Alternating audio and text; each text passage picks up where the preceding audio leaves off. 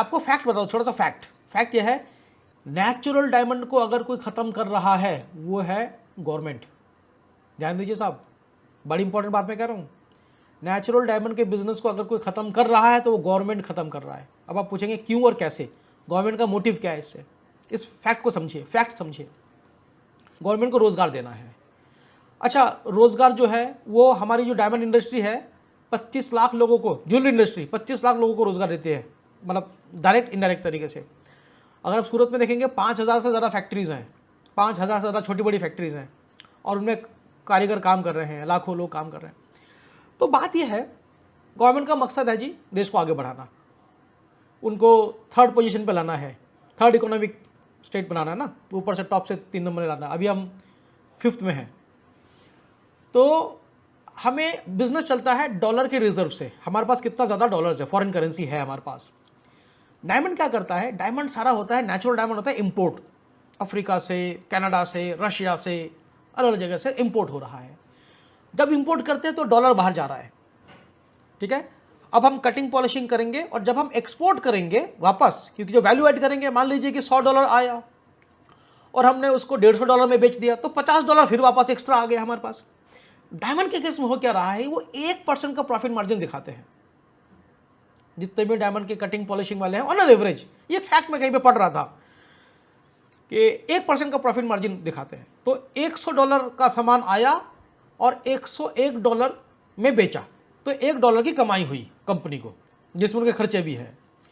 अच्छा, अब जब $100 का सामान आया, वो $101 पूरा पूरा एक्सपोर्ट नहीं हुआ, वो इंडिया में खपत हो गया आधे से ज्यादा, समझ रहे। तो फिर डॉलर तो वापस नहीं आया, डॉलर तो बाहर चला गया और प्रॉफिट भी 1% का है सिर्फ।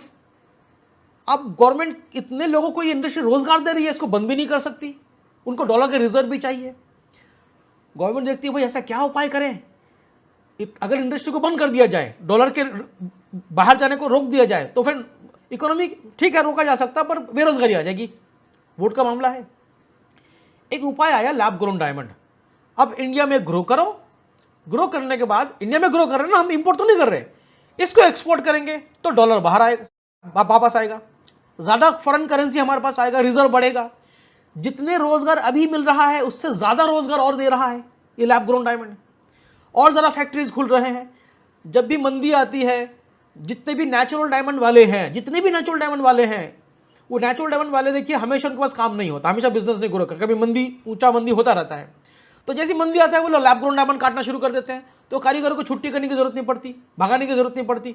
जिसके पास 200 कारीगर है, अगर 150 कारीगर का काम है, चल भाई 50 कारीगर बचे हैं, तुम लैब ग्रोन काटो, काट के बिक जाएगा, मार्केट है इसका।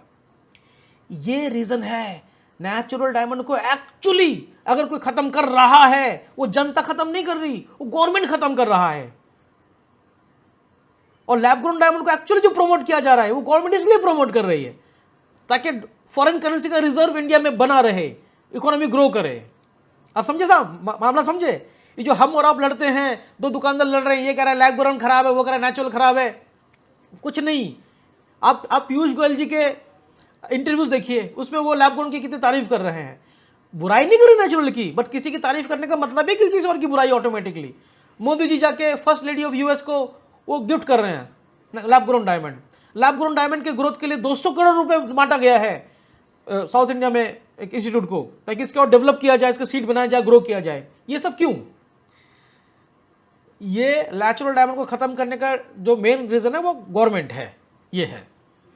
जिसमें हम चाह के भी, अगर आप चाहेंगे ना नेचुरल डायमंड के बिजनेस में आगे बढ़ना, तो इतना आसान नहीं है, पॉसिबल नहीं है। गवर्नमेंट नहीं चाहेगी इसको, हो सकता है कि और स्ट्रिक्ट पॉलिसीज कुछ आ जाए नेचुरल डायमंड के लिए।